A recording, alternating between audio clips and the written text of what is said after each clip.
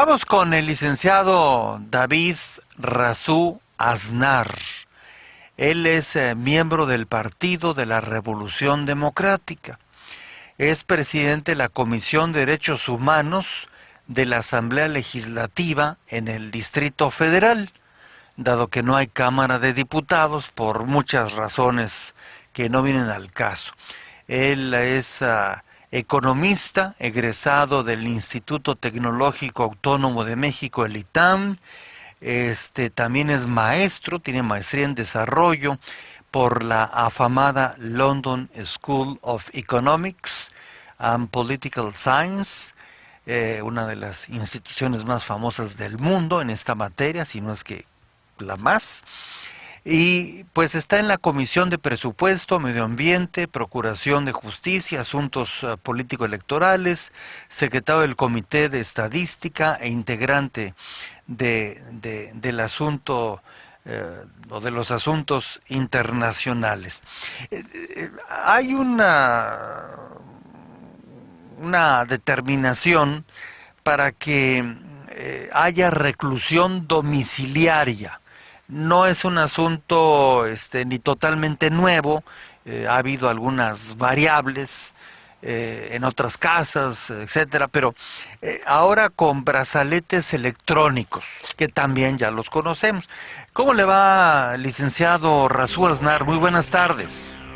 Muy buenas tardes, don José, muchas gracias, un gusto estar en su programa, un saludo al auditorio. Le agradezco muchísimo, gracias. Aquí lo estamos viendo. Licenciado Razú Aznar, ¿cuál es la definición que utilizan ustedes en la Asamblea para este concepto de una detención domiciliaria con el famoso aparatito para que pues no nos vayamos a escapar los brazaletes electrónicos? Fíjese, don José, que todo esto que se está señalando en realidad ya existía en la ley, incluido el brazalete. Todo esto estaba en lo que era la ley de ejecución de sanciones penales para el Distrito Federal. Sí. ¿Qué es lo que cambió de manera más importante y de fondo? Lo que cambió de manera más importante y de fondo es que ahora ya no lo va a aplicar la autoridad del Ejecutivo, es decir, del gobierno, en este caso el Distrito Federal, sino lo va a aplicar la nueva figura que son los jueces de ejecución de sanciones, que dependerán del Tribunal Superior de Justicia, con base en un procedimiento que desde luego esperamos que sea mucho más transparente. Hay naturalmente muchos requisitos para poder acceder al beneficio de la reclusión domiciliaria, que tienen que ser claramente acreditados. Ahí en eso tuvimos algunas diferencias, varios diputados, respecto del mecanismo de estos procedimientos y la visión de derechos humanos que debe haber en ello, pero finalmente la modificación más importante es esta. La modificación más importante es que esto pasa a la nueva figura por mandato constitucional, también debe decirse, de la reforma de 2008 que tenía que implementarse ya que estábamos en los plazos. O sea, se hizo en el 8, estamos en el 11. ¿Qué pasó entre el 8 y el 11?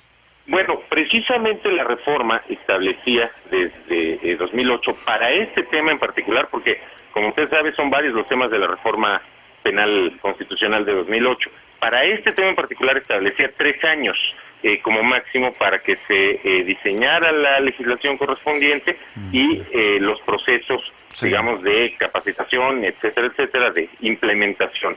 Esos 3 años pues están próximos a vencerse, estamos en tiempo con respecto a eso. Hay otros elementos como la oralidad de los juicios, para los que se dieron hasta 8 años en los propios transitorios de la reforma constitucional.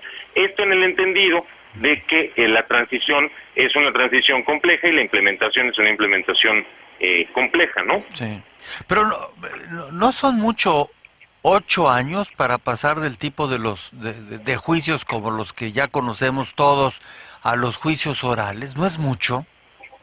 Pues mire, don José, yo la verdad es que comparto su opinión. Me parece que justamente en el momento en el que estamos en este país, en la situación en la que nos encontramos en el país, uno de los temas más importantes, si no es que el más, es la reforma al sistema de justicia penal. Tenemos un sistema de justicia penal claramente inoperante, claramente opaco, que no está contribuyendo al combate a la inseguridad, y más bien se ha convertido en una especie de mecanismo de control social.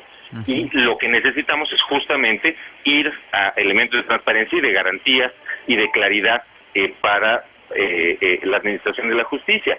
Me parece que ha faltado en general un compromiso en este sentido, porque además, desde luego, una modificación de esta naturaleza tan importante, es cambiar la estructura del sistema de justicia penal en México, requiere de mucho presupuesto. Ese presupuesto tampoco ha sido destinado para poder ir avanzando. Algunos estados ya avanzaron en esto, y ha habido implementaciones que han estado, digamos, a medias, que han estado, ya se hicieron las reformas, pero a la hora de la implementación no funcionan como tendría que funcionar.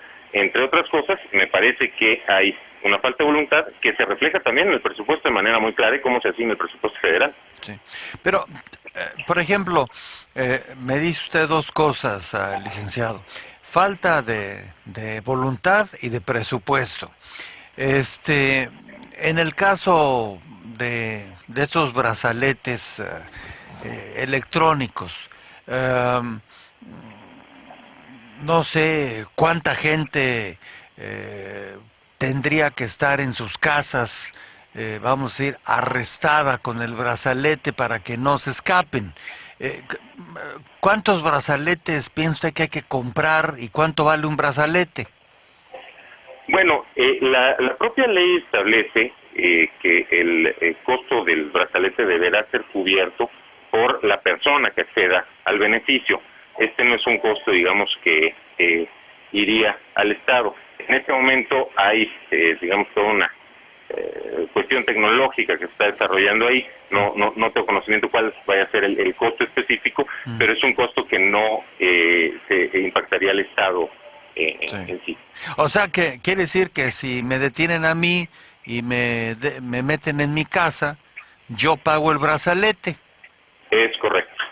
Sí, aunque es muy importante decir, don José, que la detención domiciliaria es exclusivamente para delitos que superan los 5 años de prisión.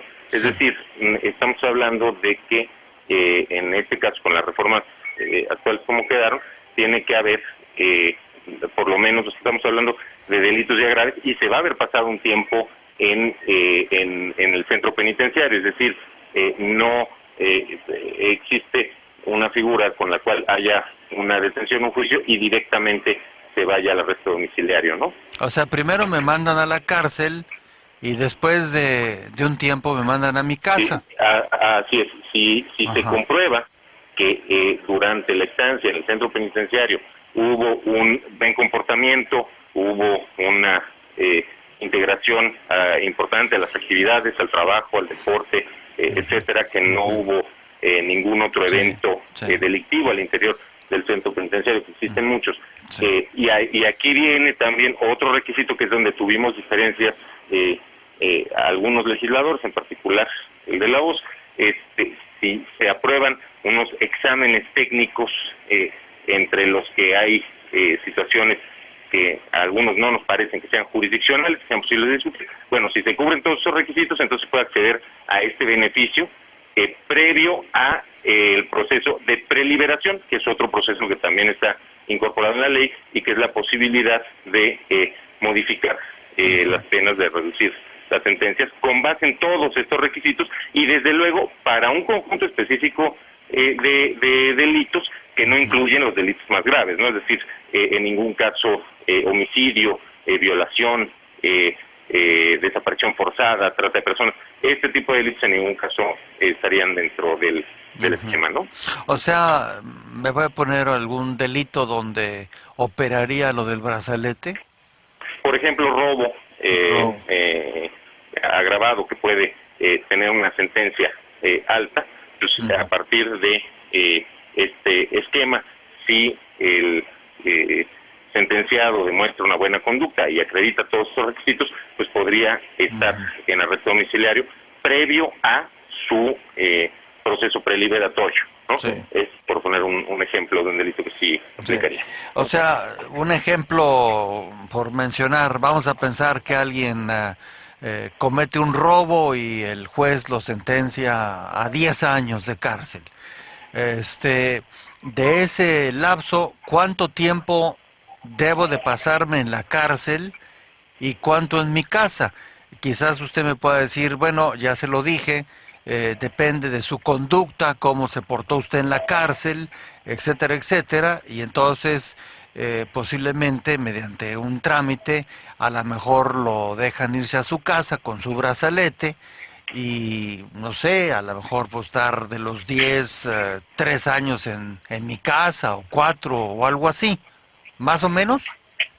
Sí, exactamente. Pues, vamos a poner ese ejemplo, ¿no? Supongamos que hubo una sentencia de 10 años. Sí. Entonces, esa sentencia, a partir, ya se cubre el primer requisito, que son más de 5 años y menos de 10.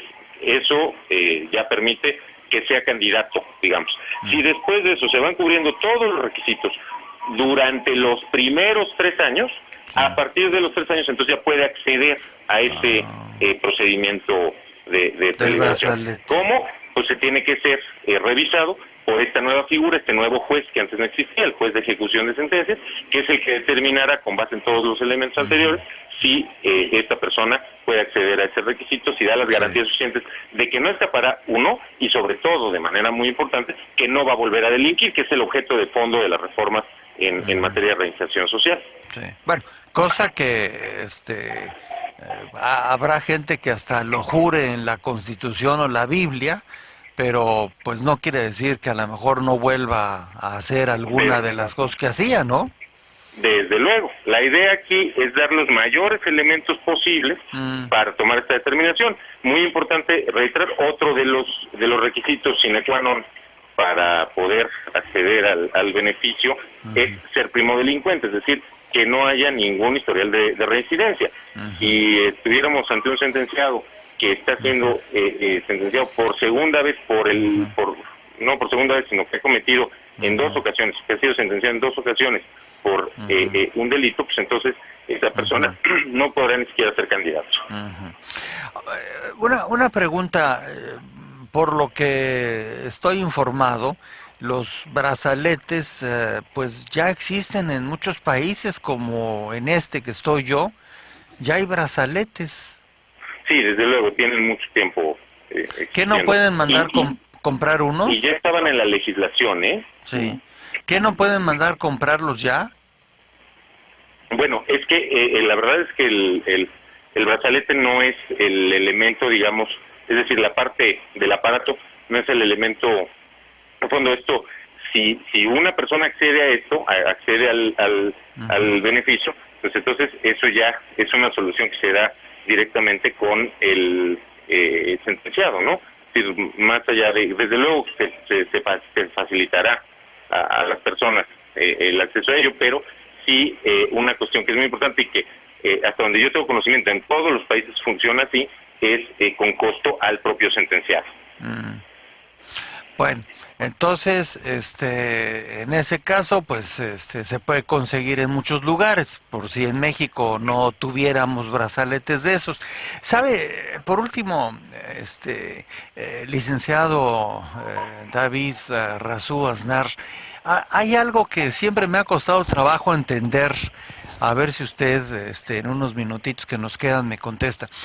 Cuando una persona decide conscientemente que, por ejemplo, vamos a pensar en el robo que hablábamos, y decide que va a cometer un fraude en la empresa que trabaja, o en una oficina de gobierno, o en un banco, donde quiera usted. El señor, pues, vamos a decir que fue juzgado, sentenciado, porque estaban todas las llamadas agravantes. Y lo sentenciaron, y 10 años que habíamos dicho como ejemplo. ¿Por qué razón, si me porto bien 3 años, se va a reducir algo que cuando lo hice, supuestamente estaba yo consciente y usando mi libertad individual? para dañar a terceros, robando lo que haya robado, de dinero en este caso, por el hecho de que ahora me porto bien porque ya me pescaron y me tienen metido aquí en una celda. No se rompe el principio de el que comete un delito, pues se le sentencia a 10, a 5, a 20, a lo que sea, y tiene que cumplirlas. Bueno, la cuestión aquí es que cuál es la concepción que tengamos del sistema de reinserción social es lo que está en el trasfondo de esto. Es decir, nosotros como Estado lo que tenemos que hacer, y me parece que toda la función del derecho penal tiene que ser evitar que se presenten los delitos, ¿no? Sí, es decir, sí, existen los castigos para evitar que haya delincuentes. Ahora, desde luego, no lo están evitando y mucho menos en México, al contrario, el sistema de justicia penal hasta lo ha multiplicado. Pero el asunto aquí es entonces, si vamos a imponer un castigo y yo encuentro elementos suficientes para suponer que la persona no va a reincidir, sino al contrario, se va a reinsertar en la sociedad, pues entonces vale la pena, no una reducción en este caso, porque no estamos hablando de una reducción de sentencia, estamos hablando de que purgue o compurgue la pena en situación domiciliaria. En su casa. Pues, sí, su casa. Pero eso es muy cómodo, ¿no? O sea, si yo ya hice una cosa como la que hablamos, pues ¿sí? ¿Por qué me dan oportunidad ahora? Porque me porto bien, ya hago gimnasia y limpio el baño y no hago escándalos. ¿Por qué me van a permitir regresar a purgar por lo que hice conscientemente a la comodidad de mi hogar? Bueno, precisamente porque lo que hay detrás es la idea de que existe la reinserción social, es decir, ¿pero qué es eso? Existe la posibilidad de que esta persona no vuelva a delinquir. De otro modo, estaríamos hablando de qué hacemos ante el delito. No podemos ir hacia una visión de, digamos, bastillas, etcétera. Quiero decirle, José, que en los países donde más se ha avanzado en el combate a la delincuencia son los países que han ido implementando este tipo de medidas e incluso hay países que tienen ya penas máximas de 20 años, por ejemplo, en casi el peor de los escenarios, porque hay la idea de esta posibilidad de reinserción social cuando estamos hablando de personas además que disciernen claramente entre lo que es legal, lo que es ilegal, ¿no? Otros casos son aquellos de los llamados inimputables, es decir, las personas que no tienen una distinción clara y que pertenecen o que deben ir a un centro distinto, que es un centro ya de tratamiento específico, ¿no? Bueno, pues lo escucho con mucha atención porque nosotros le molestamos para platicar con usted, pero de todas maneras siempre he pensado que el que pidió 10 pesos pues tiene que pagar 10 pesos. El que le pusieron 10 años, pues tiene que purgar 10 años. Si el señor en 10 años ya se convirtió en un buen hombre o buena mujer y no va a andar haciendo travesuras ilegales por el mundo, pues qué bueno, porque de otra manera, pues al final de cuentas como que suena a benevolencia en contra de los que nos hacen la vida difícil. Yo creo, José, para seguir nada más en este tema un momento más, que es importante que entendamos desde el Estado que necesitamos establecer siempre esquemas y mecanismos de incentivos. Tenemos un sistema de justicia penal que necesitamos corregir. Usted sabe lo que son hoy los centros penitenciarios en México, se han convertido en multiplicadores de la inseguridad y multiplicadores de la delincuencia. Y entonces, inclusive, cuando una persona, por primera vez, además, que eso es muy importante destacarlo, por primera vez es recluida, es sancionada por un delito, me parece a mí que sí es importante y que sí es una señal importante del Estado, dejar esta posibilidad de decir, estas son las reglas de tu reclusión, porque además son conocidas por todos los actores, estas son las reglas, y si tú dentro del centro penitenciario tienes una conducta como esta y demuestras esta capacidad para la reinserción social, pues entonces existirán beneficios, porque al final un centro penitenciario es una especie de sociedad también, y al interior de esta especie de sociedad es importante que existan también, al final, una vez más vuelvo a lo que debe ser, creo yo, el espíritu del sistema de justicia penal, debe ser un sistema que disuada, pues que sí, disuada de incurrir en conductas delictivas. Bueno, y esto es lo que me parece que abona en beneficio. pues sí, pero mire, por último, yo podré estar de acuerdo en que si me meten a la cárcel, pues es para convencerme, para decirlo más claro, de que ahora sí el que la hace la paga, y me pusieron 10 años y pues ni modo, para que ande yo de ladrón, ¿verdad? Pues ahora me estoy 10 años aquí metido de mi vida. Pero en la vida real, usted lo sabe, que nuestras cárceles son universidades del crimen, están sobrepobladas, los gobiernos históricamente no han tenido, yo no creo que el dinero, pero la voluntad de hacer las cárceles del tamaño necesario y el número de cárceles. Entonces, pues bueno, si la persona la encarcelaron, pues por lo pronto se supone que en la cárcel se porta uno bien, si es que hay un buen sistema de orden y vigilancia. No es que dependa de mí. Si yo me porto bien, pues qué bueno. Pero hay gente que no se porta bien. El problema es que tenemos mucha gente en las cárceles que yo no sé si son más delincuentes que los delincuentes que están adentro, ¿verdad? Como usted sabe, ¿verdad? Son centros de operación de la delincuencia. Pero bueno, quizás pensamos diferente, pero eso no va a cambiar el mundo ni nada.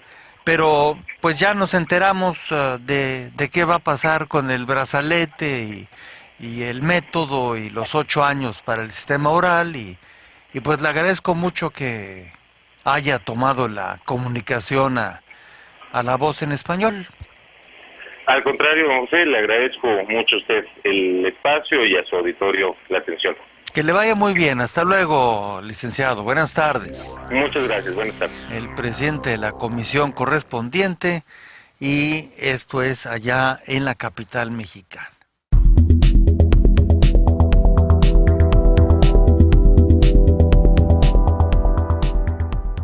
A determinación para que haya reclusión domiciliaria. No es un asunto ni totalmente nuevo, ha habido algunas variables en otras casas, etcétera, pero ahora con brazaletes electrónicos, que también ya los conocemos. ¿Cómo le va, licenciado Razú Aznar? Muy buenas tardes. Muy buenas tardes, don José, muchas gracias, un gusto estar en su programa, un saludo al auditorio. Le agradezco muchísimo, gracias. Aquí lo estamos viendo. Licenciado Razú Aznar, ¿cuál es la definición que utilizan ustedes en la Asamblea para este concepto de una detención domiciliaria con el famoso aparatito?